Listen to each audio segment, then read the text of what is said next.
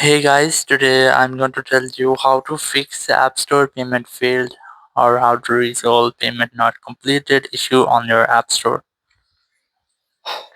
If you're using any iPhone or iPad and you're having the issue that your payment cannot be completed, so let's see how can you fix the issue. So the very first you have to open your settings, and here you have to make sure that you have a strongest network connection, and after that you have to also make sure that your VPN is not connected. Open setting, go for general.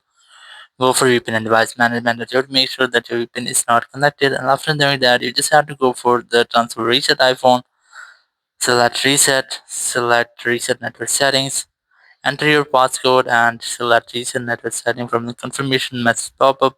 It will reset all of your network settings. It will not delete your data, so you can easily try this. And after doing that, it will fix if there will be any network issue on your iPhone. Or after that, if you're still having the same issue, so you have to try to disable all the restrictions on your iPhone, select screen time, select container privacy restrictions, disable the toggle, and disable all the restrictions on your iPhone.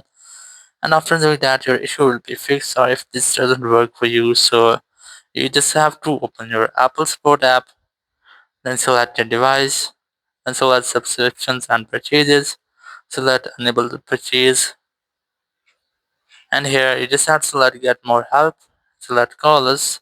Now you will find a phone number to contact with the Apple support team. Whenever you want to talk, you just have to dial this phone number and you will be contacted with the Apple support team member. You can discuss about your issue and get official help from there.